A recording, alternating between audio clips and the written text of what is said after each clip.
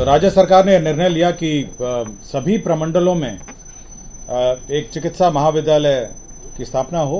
तो सैदपुर नाला है पटना के अंतर्गत, सैदपुर नाला से पहाड़ी तक जाती है नाला, उस पर उसका जीर्णोद्धार और उस पर सड़क निर्माण की स्वीकृति दी है। नालंदा जिला के अंतर्गत जो चंडी इंजीनियरिंग कॉलेज है जो निर्माण किया जा रहा है, उसके रिवाइज्ड एस्टिमेट जो उसका पुनरीक्षित प्राक्कलन है 46 करोड़ 57 लाख को बढ़ाते हुए 68 करोड़ 45 लाख 50 हजार रुपये कर दिया गया है। नमस्कार, आप लाइव स्ट्रीट देख रहे हैं। मैं हूं आपके साथ रोहित वर्मा। देखिए, बड़ी खबर बताने जा रहे हैं। बिहार कैबिनेट की बैठक खत्म हो चुकी है। जी हां, बिहार के मुख्यमंत्री नीतीश कुमार की अध्यक्षता में बैठक बुलाई गई थी, जिसकी अध्यक्षता खुद बिहार के मुख्यमंत्री कर रहे थे। मंत्री परिषद की बैठक में कुल 25 एजेंडों पर मुहर लगी है। कई अहम फैसले लिए गए हैं। अलग अलग विभागों से कई चीजों की स्वीकृतियां मिली हैं। कई अहम फैसले लिए गए हैं। एस सिद्धार्थ, अपर मुख्य सचिव बिहार कैबिनेट, बता रहे हैं। सबसे पहले आप वो सुने। आज मंत्रिपरिषद में महत्वपूर्ण विषयों पर निर्णय लिए गए।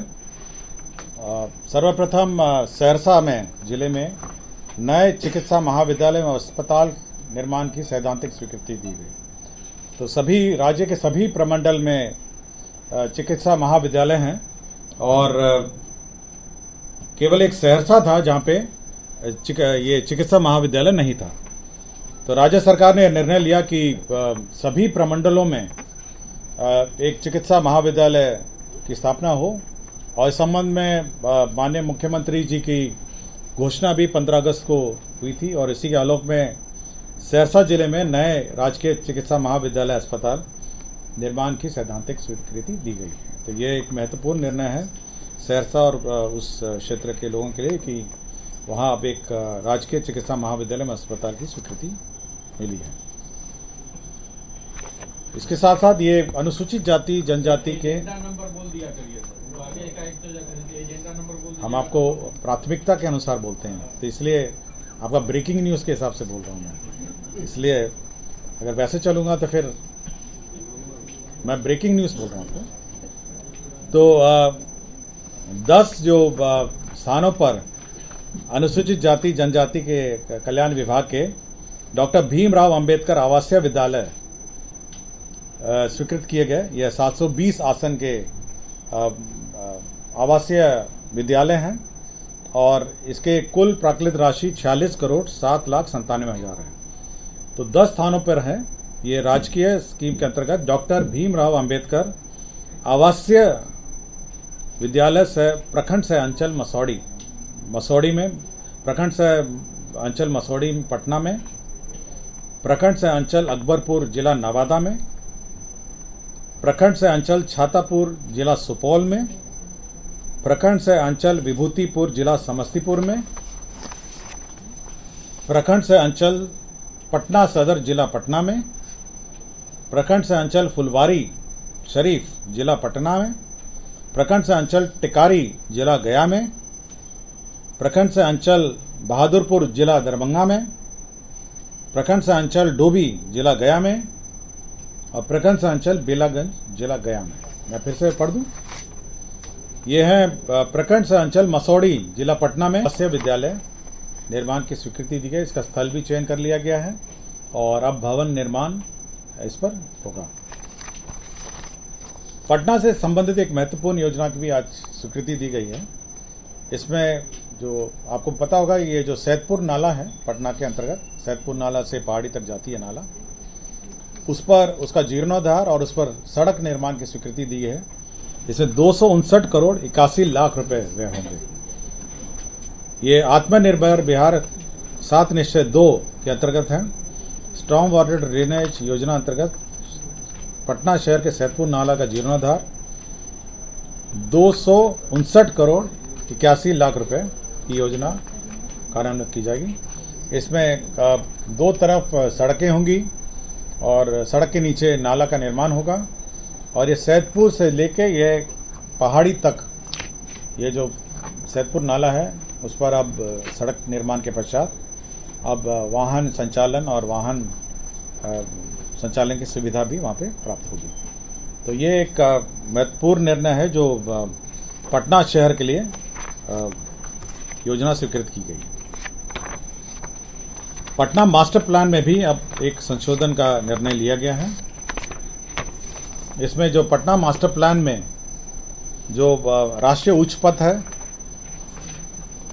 और राज्य उच्च पथ है और 30 मीटर चौड़ी जो सड़कें हैं, मतलब नेशनल हाईवे, स्टेट हाईवे, और साथ ही साथ जो 100 मीटर के 30 मीटर का मतलब है करीब 100 मीटर 100 फीट होगी, इन सड़कों के किनारे अब पेट्रोल पंप का निर्माण, गैस स्टेशनों का निर्माण, मार्गीय सुविधा जैसे पार्किंग हो, वाहन ई चेकिंग हो, e charging, workshop, garage, bank, ATM और शौचालय के निर्माण किए जा सकें।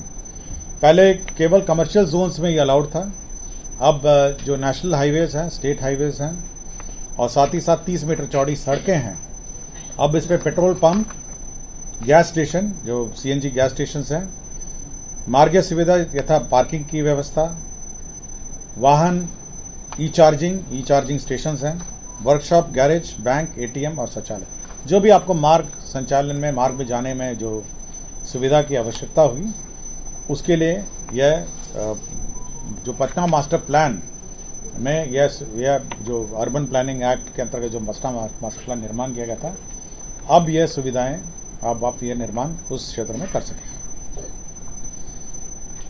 पिछड़ा वर्ग एवं अति पिछड़ा वर्ग कल्याण विभाग के अंतर्गत मुख्यमंत्री पिछड़ा वर्ग में अत्यंत पिछड़ा वर्ग प्रवेशोत्तर छात्रवृत्ति योजना 2023 है के अंतर्गत वित्तीय वर्ष 2022-23 के लिए प्राप्त आवेदनों का वैधता प्रदान किए जाने हेतु वर्ष 2022 एवं वर्ष 2023 में निर्गत आय प्रमाण पत्र की भी मान्यता होगी।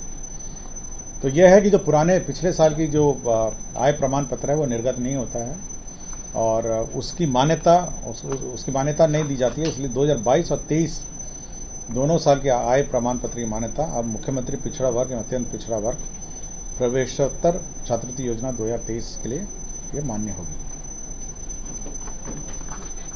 नालंदा ये जिला में विज्ञान एवं प्रौद्योगिकी विभाग में नालंदा जिला के अंतर्गत जो चंडी इंजीनियरिंग कॉलेज है जो निर्माण किया जा रहा है, उसके रिवाइज्ड एस्टिमेट जो उसका पुनरीक्षित प्राक्कलन है 46 करोड़ 57 लाख को बढ़ाते हुए 68 करोड़ 45 लाख 50 हजार रुपये कर दिया गया है। तो उसका रिवाइज्ड एस्टिमेट जो चंडी का है वह स्वीकृत किया गया है।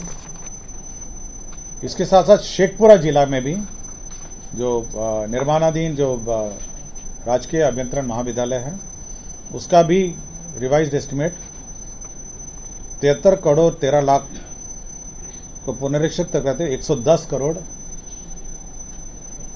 3 लाख 52 हजार रुपये कर दिया गया है। तो यह भी निर्णय लिया गया है। विधि विभाग द्वारा लाए गए प्रस्ताव व्यवहारणालय मधुबनी में 15 कोट भवन G+4 का निर्माण की स्वीकृति दी गई। इसमें 31 करोड़ 94 लाख 13 हजार रुपये का व्यय होगा। स्वास्थ्य विभाग के 3 अन्य प्रस्ताव थे। पहला था राष्ट्रीय शिक्षा परीक्षा बोर्ड आयुर्विज्ञान नई दिल्ली द्वारा आयोजित PG sponsored DNB post MBBS एवं पोस्ट डिप्लोमा सीट हेतु राज्य सरकार अधीन जो नियमित रूप से कार्यरत चिकित्सक को सवैतनिक अनापत्ति, मतलब कि यह कोर्सेज पढ़ने के लिए सैलरी मतलब वेतन के साथ अनापत्ति प्रदान कैबिनेट ने की है। और अब इसके पश्चात जो भी इन कोर्सों में पढ़ाई करना चाहता है वह अपना दाखिला ले सकता है, लेकिन दाखिला लेने के बाद वापस राज्य सरकार में आके उसको नियमित सेवा देनी पड़ेगी और उसका अपना बॉन्ड और एग्रीमेंट है और यह उसका पालन करना पड़ेगा। और यही नियमित मतलब रूप से जो अनापत्ति है वो कैबिनेट ने दी है। साथ ही साथ राज्य में जो ओपीडी, आपको जानकारी होगी कि जो राज्य सरकार में जितने भी कर्मचारी हैं, पदाधिकारी हैं, मिनिस्टर्स हैं, एमएलएज हैं, जो भी राज्य सरकार जिनको सुविधा प्रतिपूर्ति प्रदान करती है, उसमें दांत के लिए रिइंबर्समेंट नहीं है, दांत के इलाज के लिए, मतलब दांत के विभिन्न। तो राज्य सरकार ने यह निर्णय लिया कि ओपीडी, क्योंकि दांत जो कार्य होता है ओपीडी में होता है, तो अब यह है जो ओपीडी में जो दांत का ट्रीटमेंट होता है जिसमें टूथ एक्सट्रैक्शन, दांत निकालने का RCT रूट कैनाल ट्रीटमेंट और टूथ इम्प्लांट करने का जो खर्चा होगा वह राज्य सरकार प्रतिपूर्ति करेगी। लेकिन दांत का जो कॉस्मेटिक सर्जरी है उसका रीइंबर्समेंट नहीं होगा। तो यह सुविधा विभिन्न जो सरकार स्तर पर रीइंबर्समेंट मिलते हैं विभिन्न स्तरों के पदाधिकारी कर्मचारी और साथ ही साथ जो MLAs हैं, मिनिस्टर्स हैं और अन्य सब जो भी ये नियम। तो आपने सुना बिहार के कई जिलों में जो है बड़े बड़े फैसले लिए गए हैं, वहीं पटना में भी मास्टर प्लान जो है उसमें चेंज देखने को मिला है। बिहार कैबिनेट ने उसकी स्वीकृति दी है और कहीं ना कहीं बिहार कैबिनेट ने एक बड़ा फैसला ले लिया है। बहरहाल इस खबर में बस इतना ही। अगर आपने अब तक लाइव सीरीज को सब्सक्राइब नहीं किया है, जल्द से जल्द लाइव सीरीज को सब्सक्राइब कर ले। धन्यवाद।